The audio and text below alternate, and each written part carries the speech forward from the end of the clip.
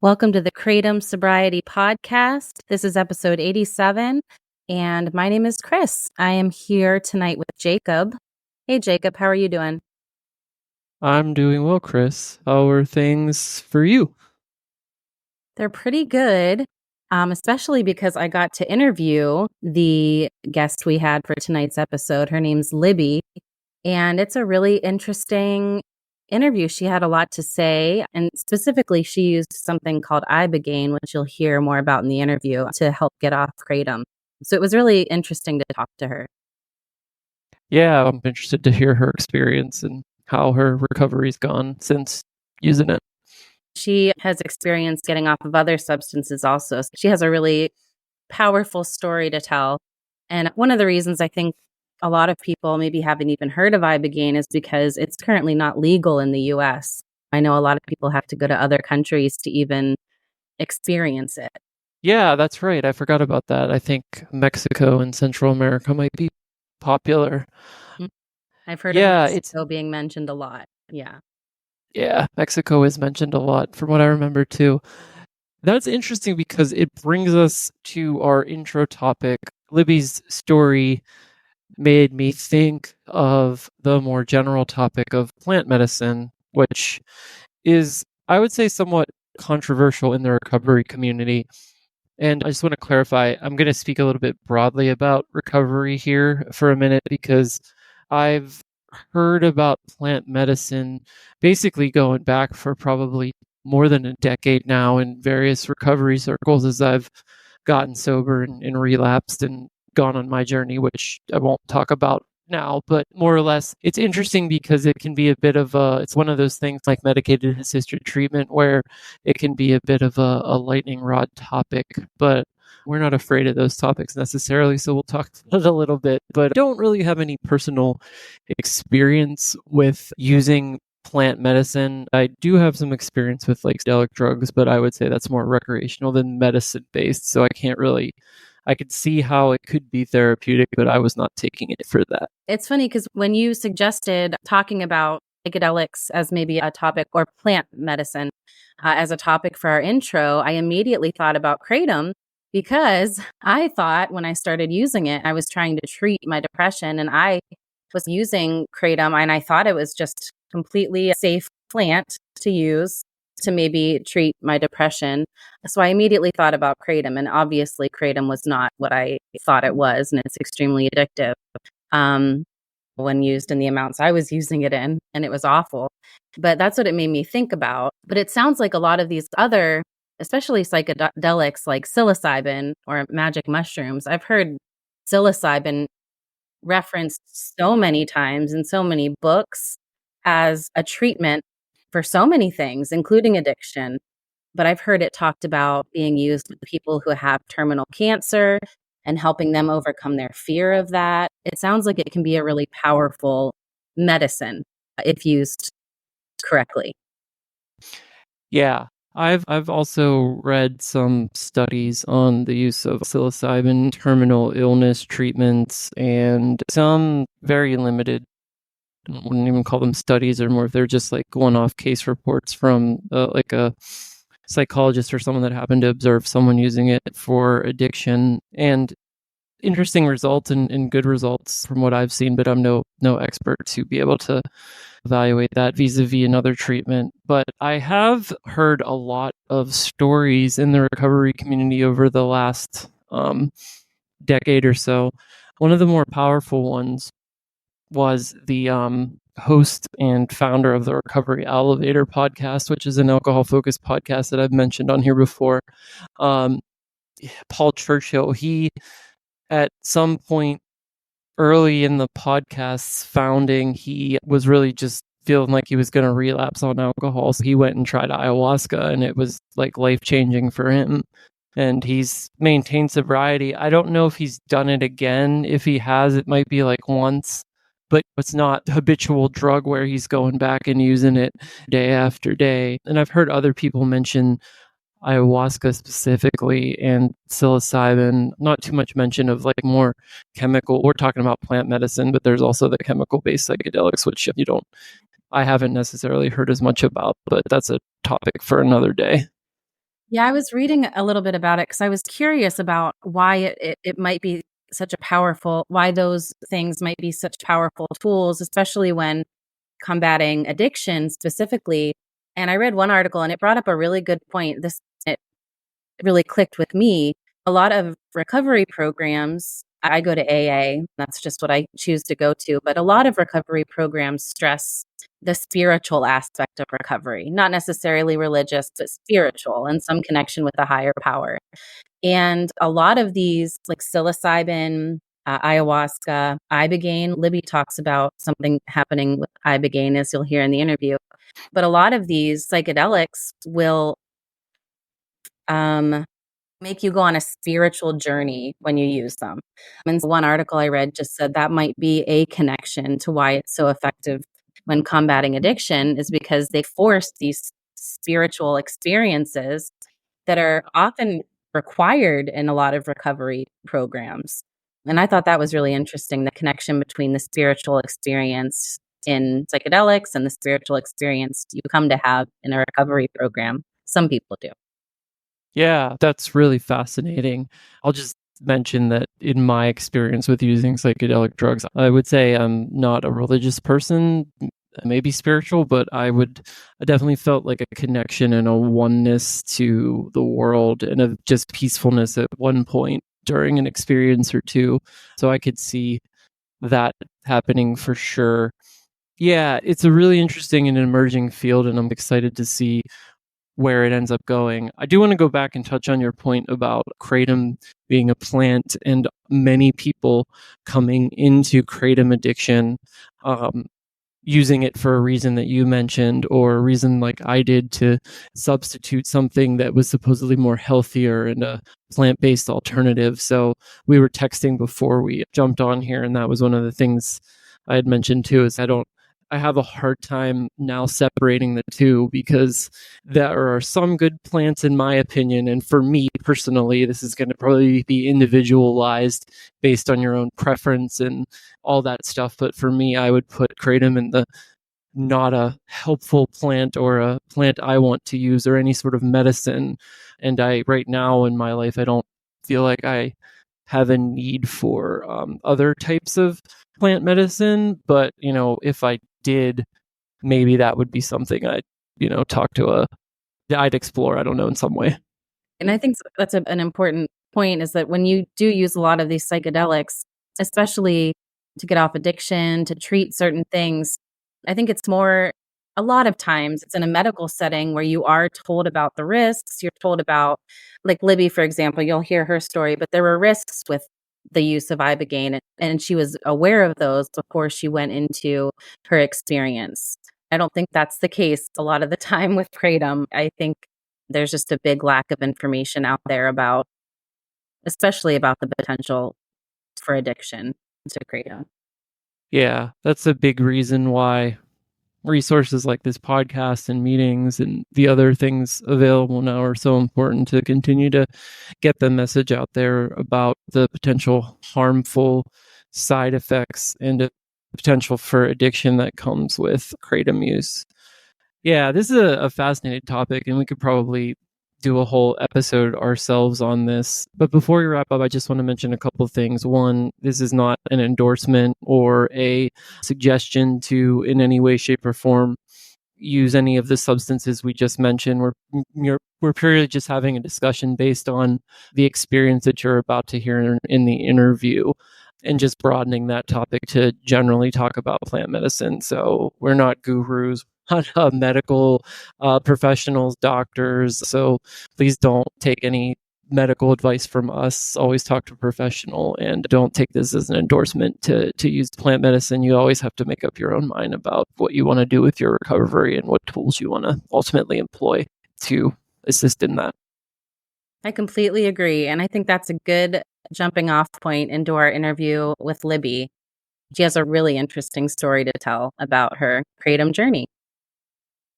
Awesome. Let's get on to it.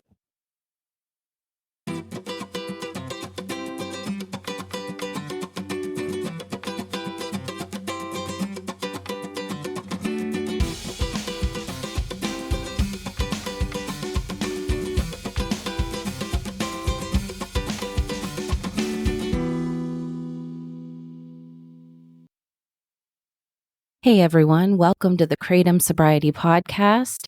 My name is Chris, and tonight I am here with Libby. I can't wait to hear her story. Hi Libby, how are you? I'm good, thanks. How are you? I'm doing great. I'm tired from a long day at work, but I'm very excited for our interview and for everything you have to say. For all of our listeners, could you introduce yourself? Tell us a little bit about yourself. Sure. I'm 35. I live in Los Angeles, California. Pretty normal person, I guess. I'm an esthetician, and yeah, those are the basics. I'm sure you'll learn more as we go. Yeah, I hope we learn a lot more. So, I would love to hear about how you first encountered Kratom. What was your first experience with it? How did it enter your life?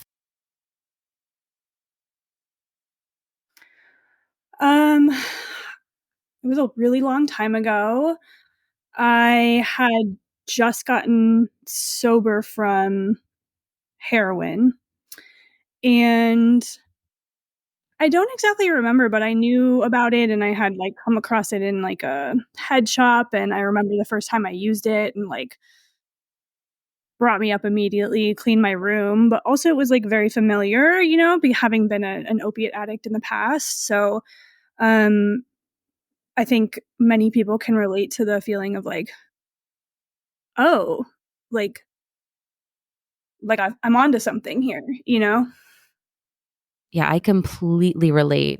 I didn't have an addiction before my Kratom addiction, but I had absolutely experimented with things, and it was a very similar feeling to what I had experimented with.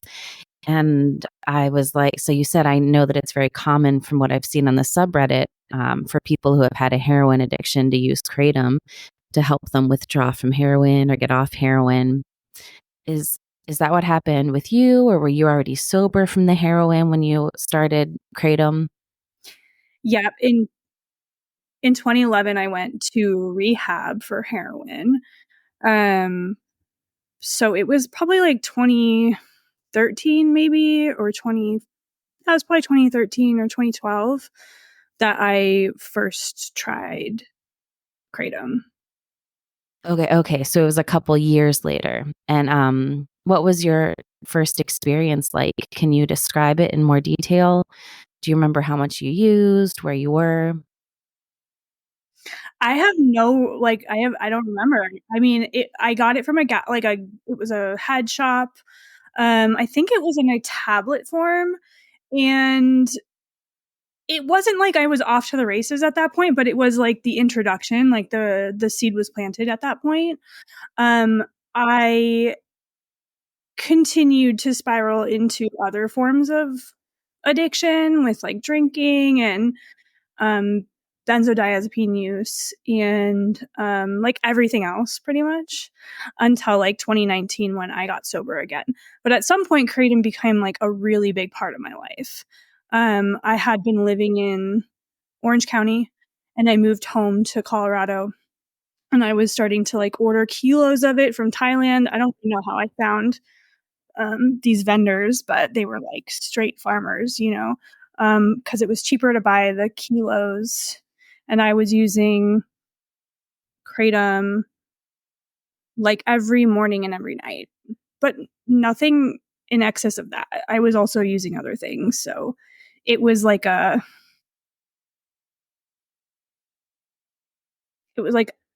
piece of the addiction of that point, but it became more prolific in my life after I got off of alcohol and benzos.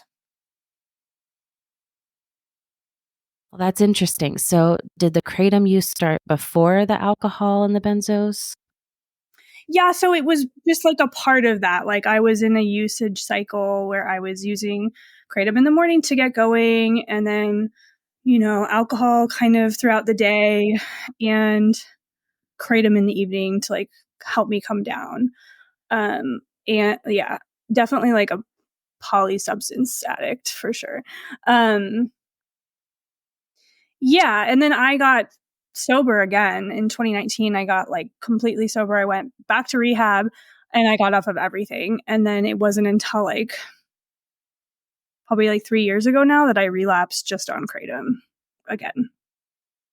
Okay, so when you went to rehab in 2019, got off of everything, what was that like? At the time when you went to rehab, were you withdrawing from the benzos, alcohol, and the kratom all at the same time? So I went to detox, and I did need a medical detox. I was physically dependent on alcohol and benzos, which is a really bad combination to be trying to get off of by yourself. So it was very obvious and evident that I needed to have a medical detox at that point. And I kept waiting for kratom withdrawal. I was in detox with another guy who was just there for kratom, like just kratom, and he was in he was in withdrawal. Like, he was very uncomfortable. And I kept being like, they were giving me drugs for, benzo withdrawal and alcohol withdrawal, obviously, like a different benzo, Librium. They had me on Librium. So I don't know if that blocked all the withdrawal, but I'm like, I am very familiar with what it feels like to withdraw from an opiate. And I had none of that, like none of it. I didn't experience any of it. So I thought, oh, kratom's safe for me.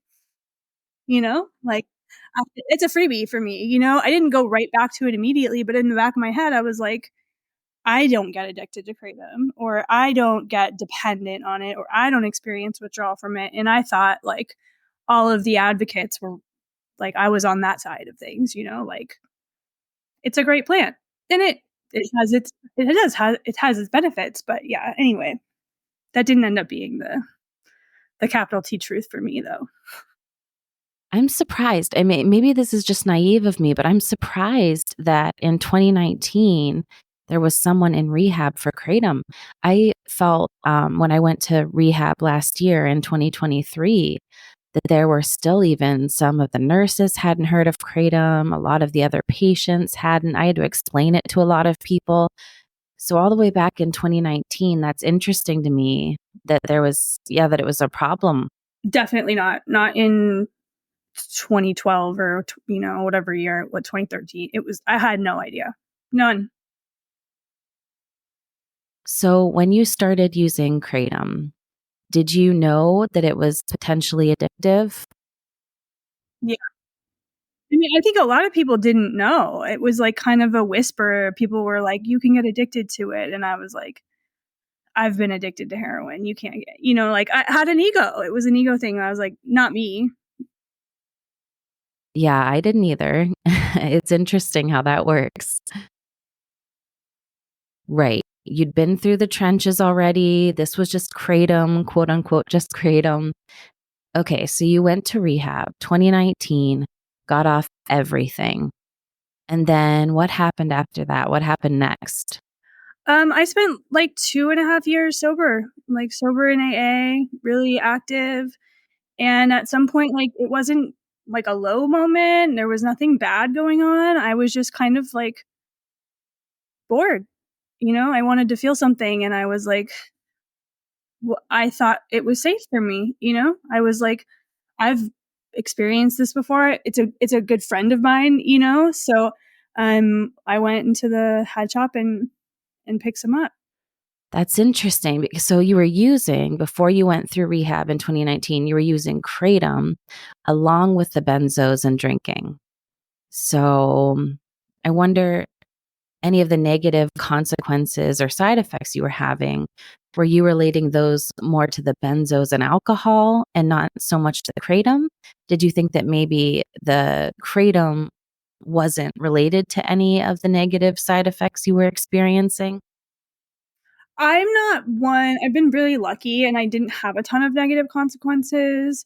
Prior to 2019, I was just like fucking sick of being a slave to alcohol and benzos, and I was depressed, and I guess I lost my job, and I was in a shitty relationship, and like no big problems, like no DUIs or car crashes or like family stuff, and no one really knew, but it was just all like self-defeat, that I was just like at the bottom, ready to go, so I know I didn't really. I was like, kratom is it wasn't the problem, was was the answer. I was like, it couldn't have been the problem. The problem was the alcohol and the benzos. Those are the problems. Right. Okay. So after 2019, you went to rehab, starting to get bored. I know boredom was always a path back to use for me. So Kratom, you think, has served you in the past. It hasn't been a problem. So you start using it again. What happens from there? And how much did you start using? Were you just using it casually at first, or did you just go right back into using it at the same amount as before? I was using it casually for like a little while, and it became like it's like everyone's story. It's like you use it once and you're like, okay, well, that was fine. And then I can use it tomorrow too. And as long as I don't get carried away, like I just need to like be conscientious about it. Or like even after 4 or 5 or 6 or 7 days in a row, I was like, well, I was fine before. Like, why would it be any different now? And so it just, yes, it became every single day. I don't know that it was like all day, every day, but it was like at least one dose a day. I've never been one to like weigh it out except for when I was tapering. So I have no idea like how much I was using. Probably like a very little amount of powder, like my guess would be like under 5 grams a day. When did you get to the point, or how did you get to the point where you realized you didn't want to take it anymore? It had been a few months and I remember being like, I'm not going to take it today, and making it through most of the day and being fine and being like, oh, well, I'm fine. I'm not addicted yet. So I'm not dependent yet because it's been 12 hours 24 hours and I haven't experienced any withdrawal. So I'm good to keep doing it. This like crazy addict justification that we have. So I continued to use it. And at some point, I saw the extract shots and was like, I'm going to try one of those. And at that point, it was kind of like, whoop, all downhill. Yeah. So you moved to extract shots. Just out of curiosity, before we talk about the extract shots, were you noticing any negative physical side effects of your Kratom use, or any mental or emotional side effects at that point? At that point, the usage was pretty low, like still really only once a day. That it was, yeah, not crazy, nothing crazy bad. Really kind of enhancing. Yeah, I've heard a lot of people say that they start using it for productivity at work, around the house, that kind of thing. But then you found the extract shot. So, can you tell me about your first experience with those?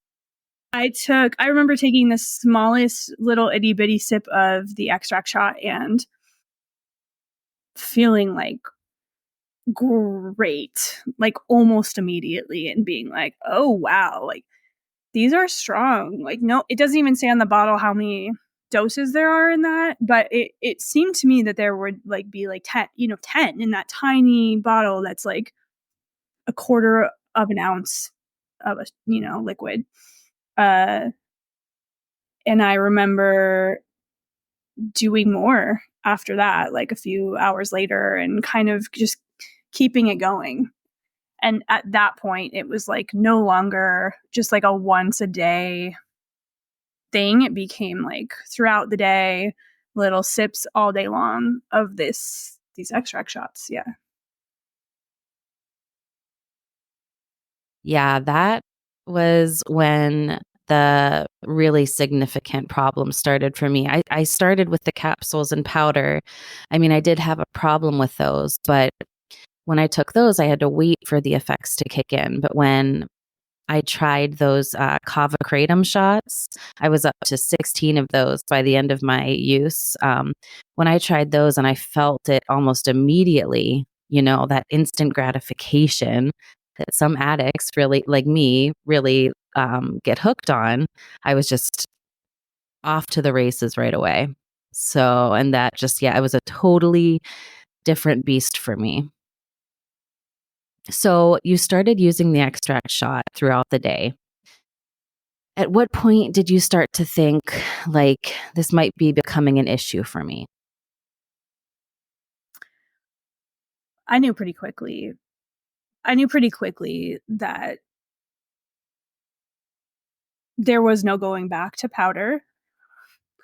And I was only really taking one extract shot a day. So at that point, and I knew like I would be experiencing withdrawal if I stopped. So I rode that for a while. Like at one point, I was using 2 a day, like one of the daytime ones and one of the nighttime ones, because they had different like variations of the shots, the extract shots.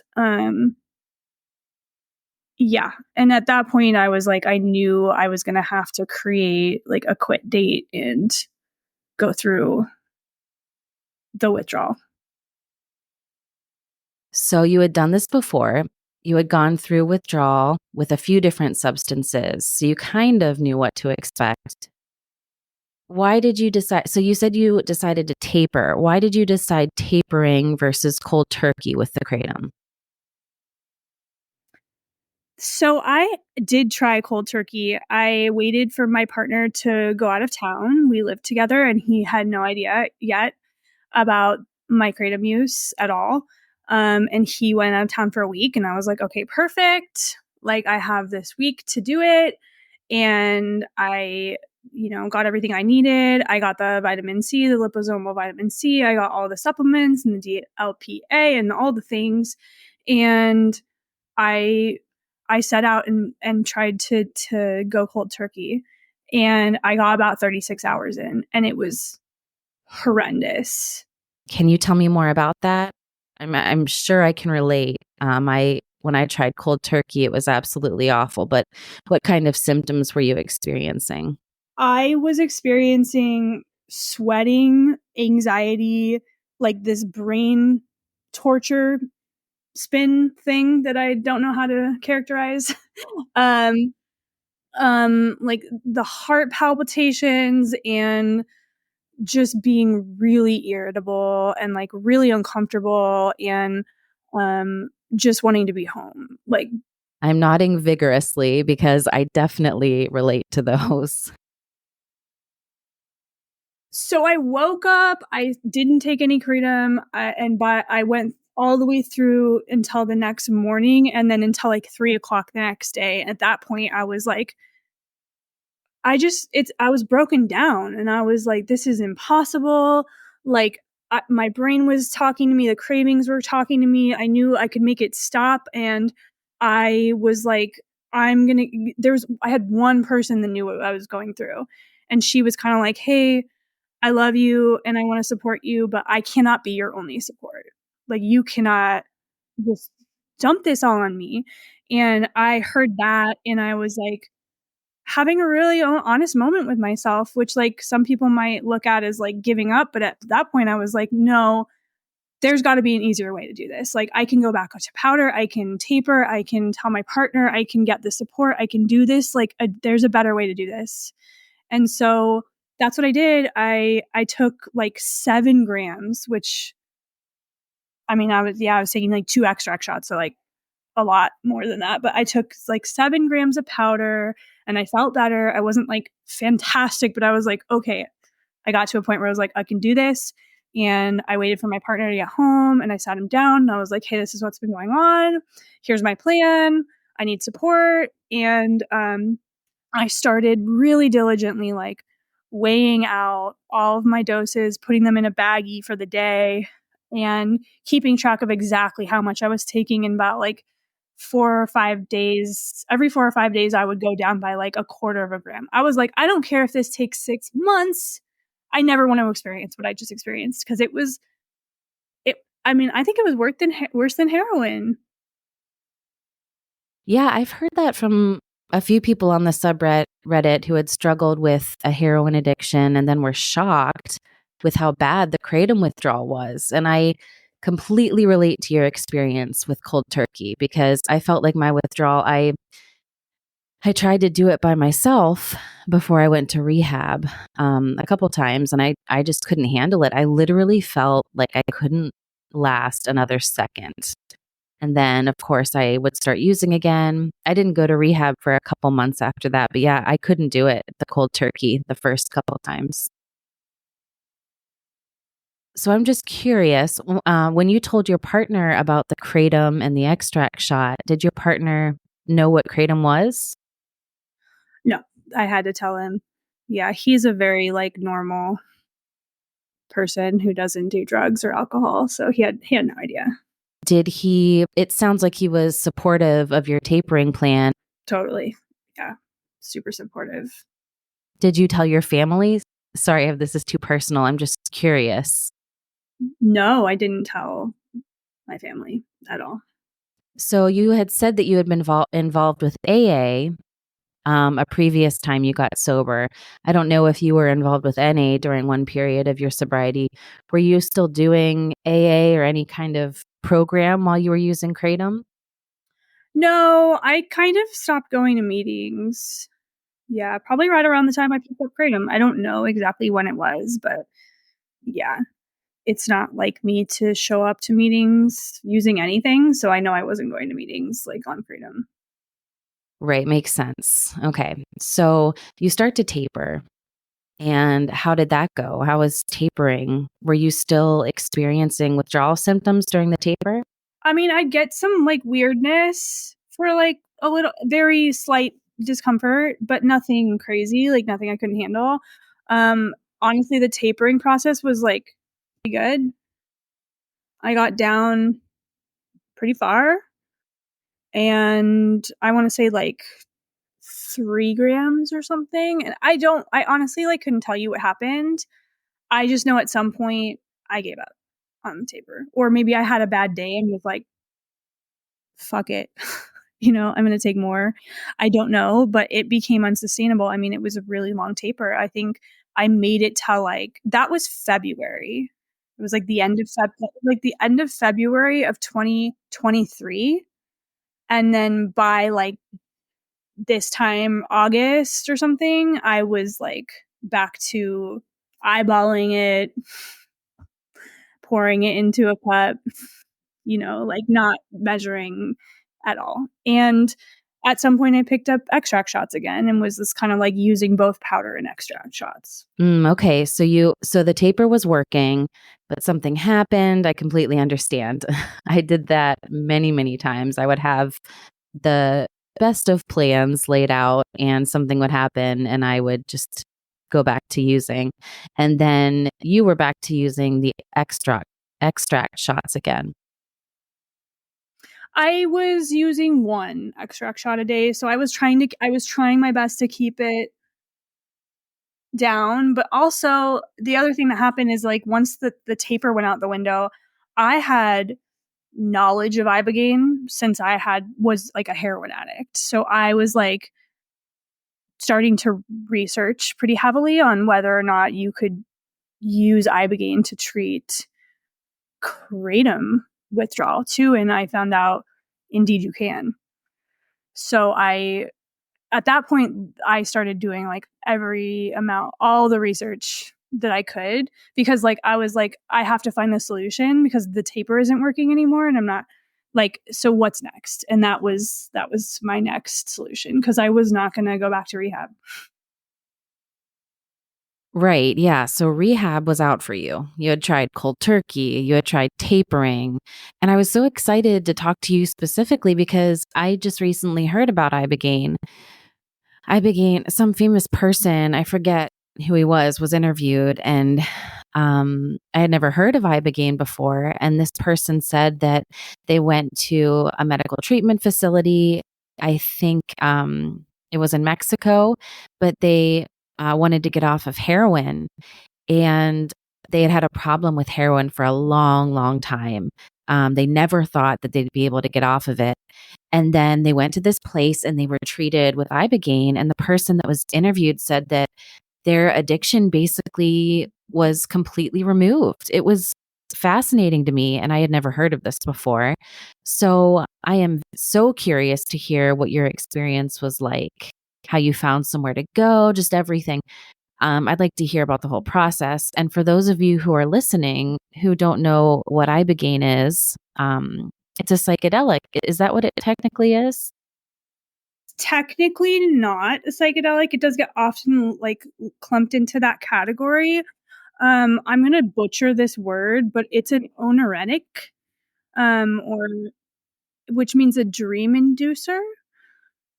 So you're in a waking dream. So you have closed eye visuals, and it does target the same classical psychedelic receptor, the GDNF1, I think. So it has some. It's definitely psychedelic like. It's not wrong to call it that, but technically, it's not a psychedelic. Okay, so you had heard about ibogaine related to opioid withdrawal. So how did you start researching it? Start finding out how to maybe pursue it? What was that whole process like? I went down the Reddit rabbit hole. I found the ibogaine subreddit. I started looking through the more recent posts. I started looking through what if ibogaine worked for kratom. There was a lot of mixed answers on that because kratom has such a crazy molecular structure, and like all the alkaloids get wild. It's not just like a classical opiate. Um, that you have to be off of it to do ibogaine.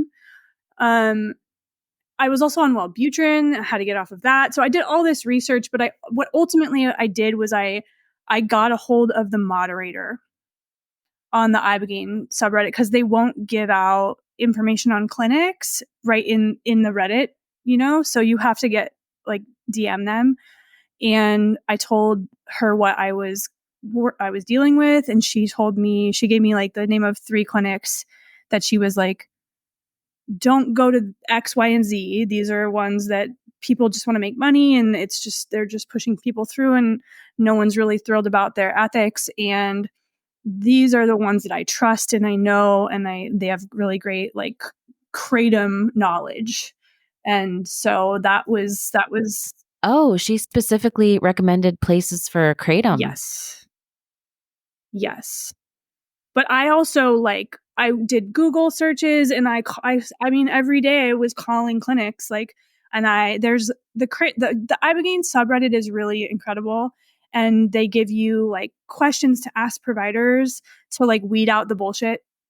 That's if you don't have someone to like push you in the right direction like I did. But I had called a bunch of clinics just to ask them about like preparation, like safety, medical tests. Like you need to get your heart tested, you need an EKG, a whole blood panel, like liver and enzyme checks, like all the things to make sure, because it is really hard on the body, and given to the wrong person, it can be deadly.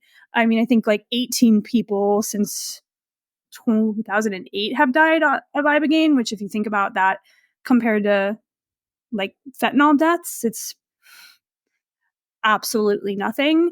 But it does get a bad rap for being like cardiotoxic and things like that. So you do need to have making sure like the clinic is near a hospital, that they have an EKG machine, that they're going to be monitoring you, that they know about the risks, and that they're making sure that everyone's safe. Yeah, that's the one thing that I heard and that I learned from this gentleman being interviewed about his ibogaine experience. One thing that stuck out to me was that he had to be attached to a heart monitor, or they had to be doing something to monitor his heart while they did it, because there were some risks involved.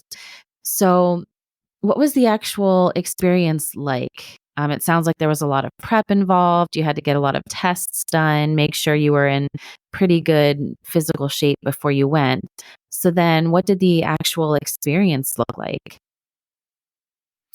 I can tell you like in general terms what it's like. I don't want to get too much into like personal experiences because I don't want to like exploit anyone's pending experience or the plant itself. But I will say, um, the point is that ibogaine takes you out of withdrawal. and washes the receptors and resets them back to a predictive state. It's also working on like veterans with TBI, traumatic brain injuries. It's really great for Parkinson's. There's all kinds of like brain healing things that it's doing. So aside from taking you out of withdrawal and kind of resetting the receptors, you're in for like a round trip 36-hour journey. You're in bed. It's a root out of West Africa, out of Gabon. It's a plant that's native to that area, and it's a root. So like you're really grounded. So you're laying in bed, your eyes are closed. If you move, you feel it. You're nauseous. It's really hard to get up. Like you need help to go to the bathroom. Like that's what you're doing. You're laying down for at least 8 hours for the first beginning of it. And that's when you get like the visuals, and it can be quite an intense experience. I mean, it is compared to ayahuasca, which is like the grandmother of all psychedelics. They call iboga, which is where ibogaine comes from. It's an alkaloid from that plant, the grandfather of all psychedelics. So, lots of like, I felt a masculine energy. I was very aware. I was like with a consciousness that wasn't mine. And there was like a back and forth with like dialogue and questions and answers, sometimes answers in pictures and moving images. And sometimes they were more like insightful, like inspired thought. But yeah, without going into too much, it can be very confronting. It can bring up trauma, like in a good way, like to be brought to the surface and like processed. And so I was really interested in that because I've always been interested in psychedelics. I've always been a proponent of psychedelics. And I was like not only wanting to get off of Kratom, but also like I was at a crossroads in my life and I wanted some answers and some guidance. And I was really hopeful that I would gain some insight. And I mean, I'm still integrating. I'm sure I'm going to integrate for the rest of my life. I don't think I'm done with iboga, but I got what I needed and wanted from the experience, which was to get free from Kratom. So the experience, it sounds like from you and from a couple other accounts I've heard, is pretty intense. It's pretty long. Did you just do it the one time, or was this multiple sessions? It was multiple sessions. I was in Mexico for 2 weeks. It's not legal in the United States. You might be able to find an underground person, but I wouldn't recommend it. It is legal in Mexico and Canada, Costa Rica. So yeah, I went to Mexico. I was there for 2 weeks.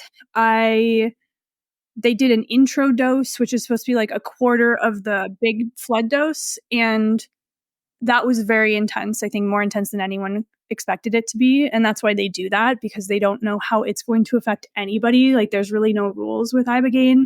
It can affect people so drastically differently that it's like really hard to, you know, guess how it will affect someone. So that was the intro dose. A few days later, I took a bigger dose and I microdosed in between those. And we kind of did a dance. Like I got there and they transferred me to like a really clean morphine. And I was taking morphine for like 3 or 4 days just to get stabilized off the kratom. And then I did my first ibogaine, and that immediately lowers your tolerance. So after that, they restabilize you on morphine and a lower dose of it. And we did that. We just kind of did that dance where we kind of like got down lower and lower and lower and lower and lower, with the help of microdosing and then like bigger sessions and ceremonies. So I took a lot throughout the course of the 2 weeks. There's a lot of clinics that will just give you one dose and maybe a booster. And that doesn't seem to be as kind or effective in the long run. You were in Mexico for 2 weeks, getting off of Kratom, experiencing the ibogaine. How did you feel when it was completely over? What was going through your mind? How were you feeling? I was wishing that I had started using morphine like a month before I came, because it became evident to me that ibogaine cannot get into all the nooks and crannies that kratom does, the way it can really clear out like more like a heroin addict or a fentanyl addiction. Like, people with using those types of true opiates tend to come out of the experience like they're good to go. You know what I mean? They're like, I feel amazing, like a better version of myself. Like, that's crazy. I've never been this good. And I was like, I could not escape the um, fatigue that everyone talks about. The fatigue was there for like 2 or 3 weeks. I felt very depleted. It is just it depletes you of everything. So I was tired, and I was experiencing anhedonia, but I didn't experience like the cold sweats and the rest. I did have a little bit of restless legs, but it lasted like 3 days, and it was really, really easy. Um, but yeah, I was just really grateful to be on the other side of it. I remember just being like, it just blows your mind. It blows your mind that you can be in withdrawal and then an hour later not be in withdrawal. You know? Yeah, that's incredible. So you come back from Mexico. Were you having any thoughts? What do you think? Like, how do you think how do you think that experience most helped you?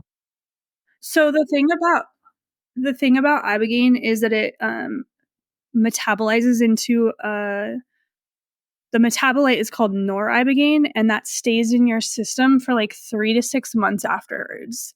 And that's really the magic juice. Like, that's the inspiration and the depression support and the like, all the good stuff. Like, if you've ever done a psychedelic, like the afterglow that you get for the next like 12 hours, like you're not tripping anymore, but you're like kind of like everything's kind of like glittery and cool and fun, and you're feeling good and happy. Like, it's like that for months afterwards. So I felt that, and that's what keeps you from having any kind of like cravings or anything like that. So I was very aware, having experienced withdrawal before and having to go through that, like what pause feels like, and what depression feels like. And despite being like bored and having some anhedonia, which was like very mild, to be honest, I was just like so grateful that I didn't have a craving for kratom. I didn't even want to use it. I was like, there were moments where I was like, I know what would make this better, but like there's a difference between these, like, I don't know if you can relate. There's different types of cravings. There's a very mind craving that's like, I want this, I know what will help, like, and then there's like a body knee jerk reaction craving where you're like, I'm going to get it, and you're like, you find yourself at the head shop and you're like, I don't even know how I got here, and it's in your hand and you're like, well, it's in my hand, so I'm going to take it. I did not experience that kind of craving at all, like none of that. So I was very aware of how it was working for me, if that makes sense. Yeah, it does. I mean, I still have those thoughts if I'm having a bad day. I'm like, I know exactly, like, the thought that comes into my head if I'm really stressed or upset is, I know something that could make me feel better immediately. It's that instant gratification piece again. But the thoughts pass. I'm able to think of all of the horrible consequences I had. But I completely understand the other kind of craving where it's almost unstoppable, that kind of craving. And yeah, many, many, many, many times that kind of craving led me to a relapse before I got sober. It's like a knee jerk, almost like, oh, I need, like, I used to smoke cigarettes and like that, like cigarette time, like your brain's like time for a cigarette, like time for kratom. I didn't get that at all. Absolutely. To me, that was the danger. I feel like my brain had been retrained to associate even the act of getting the kratom with being high. Like I would start to feel high before I got the shots that I was using. And even starting to think about it started to make me feel a little bit high. So I think that's why those kinds of thoughts were so dangerous. I don't know. But yeah, that's incredible that you didn't get those after you experienced the ibogaine. And we should mention, when was this? When did this happen? This was I got to Mexico on June 10th of 2024. So just under 90 days. Gosh, congratulations. So is that when that's your official sober date? That's amazing. So you're coming up on 90 days, you said. How does it feel? How does it feel to be almost at the 3-month marker? It's good. I like, honestly, I don't count days. I did have to look it up to see so I could answer your question. Yeah, it feels really good. I mean, I just feel really grateful. I'm really grateful I trusted myself, and I just know I wouldn't be where I am today if I'd gone cold turkey. It would have been a much easier road. Yeah, I don't think there's any right way, black and white method to get sober. As long as it ends in sobriety, whatever works for the person is what works for the person, in my opinion. Right. So do you do anything nowadays to maintain your sobriety? What do you do? Or do you have to even maintain your sobriety? Yeah, I mean, I don't wanna, like, lie about it or give anyone the wrong idea. Like, I still have to do the hard work. I still have to restructure my time. I still have to look into what, had me reaching towards something, anything in the first place to make me feel better. It's a constant process and practice. Sobriety is always that way. So in that way, ibogaine doesn't do the work for you. It's not a magic bullet, but I like to go to the quitting kratom meetings. I didn't know they existed until, like, I don't know, a month or so in, and I felt so grateful because I was feeling like an alien in AA, and I was feeling like an alien even in, like, PIR, which is called psychedelics in recovery. There's not a lot of ibogaine people in there. So yeah, I was really grateful to find the quitting kratom meetings. And I do go to the PIR meetings, and then, like, just creating community around me and making sure I'm, like, doing the really mundane things has been the most important thing. Like waking up, making my bed, making my coffee, having my lemon water, working out, going on my walks, getting my steps in, like scheduling dates with my partner, like really just like being consistent and setting up that scaffolding for me to have a really healthy habits has been like the best thing for me. Yeah, it sounds like you have really focused on who you are as a sober person and finding the routines to build around that, build around your new sober life. That's great. Congratulations on almost 90 days. That is so exciting. Yeah. Thank you. It's so sweet. So you have a lot of experience, as they say in AA, you have a lot of experience, strength, and hope. You've gone to rehab, you've tried cold turkey, you've tried tapering, you experienced the ibogaine, you've had experiences with different substances and getting off of them. You have I'm sure, a lot of good wisdom to offer people listening to this podcast. I'm sure they've already learned so much. Do you have any words of wisdom for anyone who might be listening, anyone who might be struggling with kratom at the moment? I think it's Decima that says this, but it just like really landed for me, even though I saw it after I'd quit. And I hope this is my last quit, but never quit quitting has been like, I'm just like, I needed to hear that, beforehand. And yeah, that would be like, find a way that works for you. Happy to talk to anybody about ibogaine, but and obviously I'm a big proponent of it, but I think what you said is really also very true. Like, you got to find what's going to work for you. And in the past, rehab's been really effective for me, but it ultimately wasn't the thing that kept me off of stuff. So Yeah, I absolutely love that. Never quit quitting. It's hard to come back after a relapse, I think. You feel so defeated and you just worry it didn't work last time. Why would it work now? So I think that's perfect. Never quit quitting. And one more question.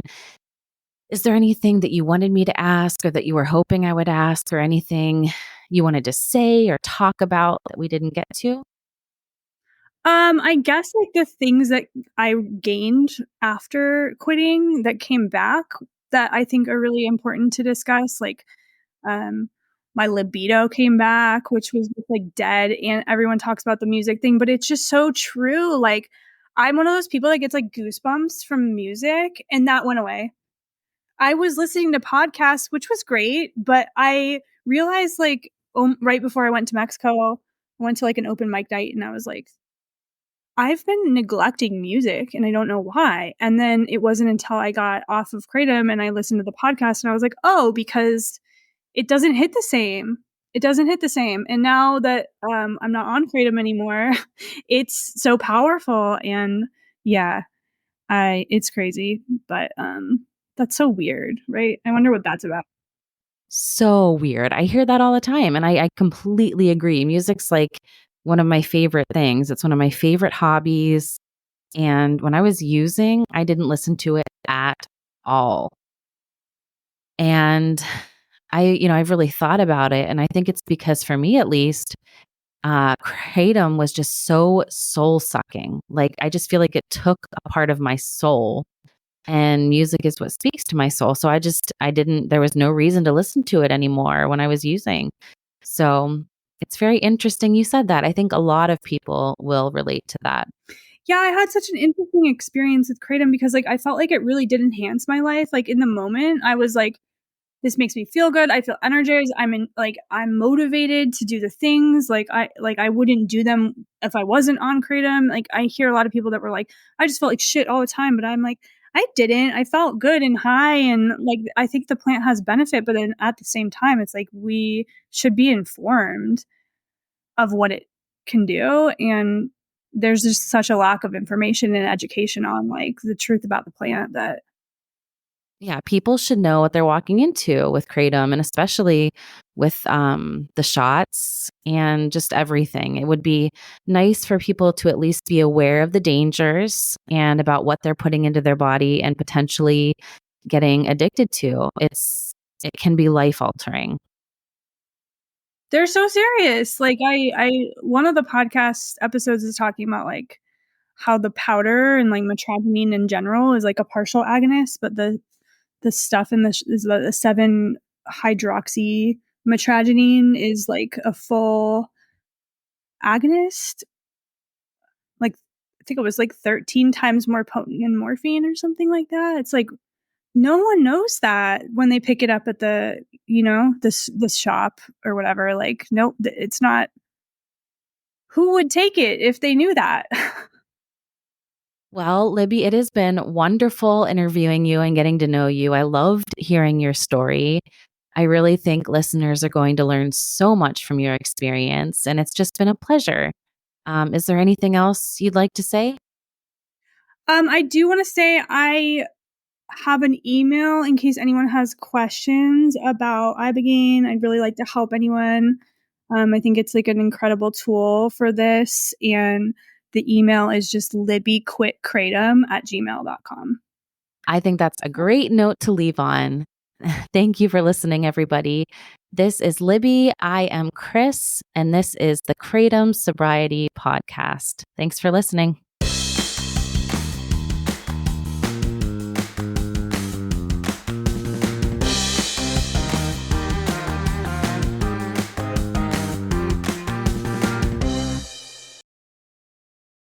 Kratom in the headlines. Hi, everybody. This is Jacob, and I wanted to bring you our Kratom in the headlines segment this week. So this is from a meeting that happened on August 27th, I believe, in the town of Lowell, Massachusetts. And so where you have the full YouTube clip from the city council meeting in Lowell, Massachusetts, which is a relatively medium-sized city in Massachusetts. And essentially, they had a lengthy discussion from about the 4.5 to about the 30-minute mark of the video around recommending that the city council send a letter to the Massachusetts state to essentially recommend that cities and towns have the authority to ban kratom, and also to advocate for a state ban.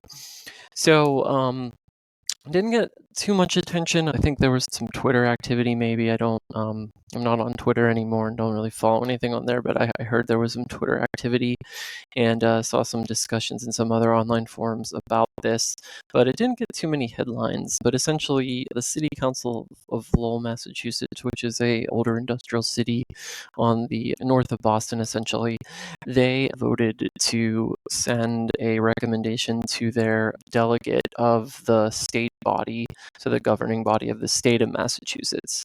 And they unanimously, the whole council essentially recommended that the state go ahead and grant them the authority to ban kratom or to essentially outright ban it themselves. The video features a mother who lost a family member due to mitragynine toxicity, and so that could be a trigger warning for some, but just another example of grieving family members that are looking for accountability essentially from the kratom industry for the deaths of their loved ones.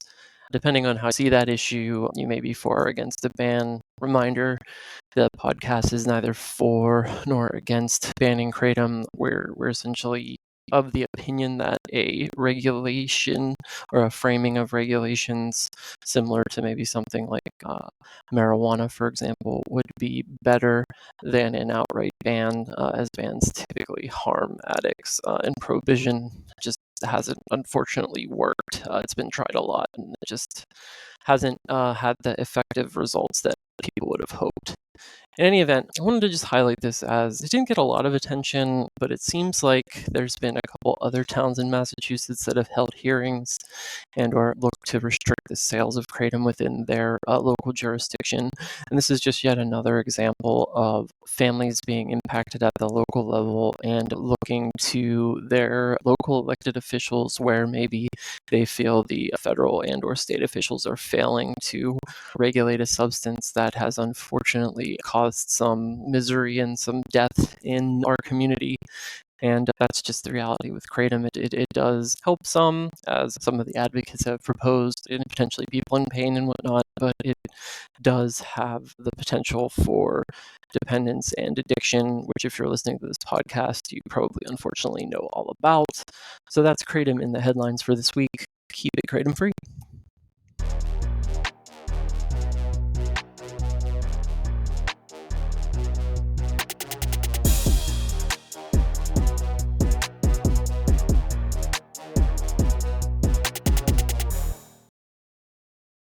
Resource of the week. This is Charlie, and I have a quick one for you. I'm going to recommend 2 books that I've read in the past. A couple of weeks ago, Chris and I were talking about meditation, and I think it'd be something that'd be very helpful if you're trying to quit kratom, or if you're a couple of months in or 6 months in, and you hit a plateau and you want to take it to the next level.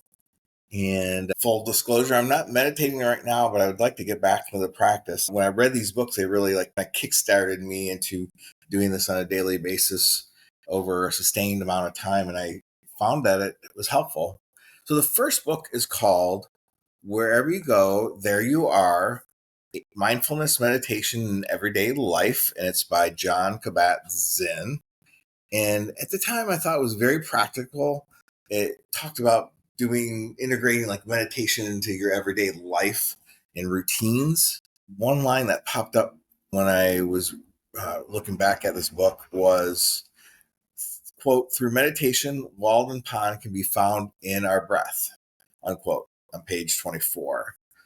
And then the next book is more modern. Now it's been 10 years, and it's called 10% Happier: How I Tamed the Voice in My Head, Reduced Stress Without Losing My Edge, and Found Self-Help That Actually Works.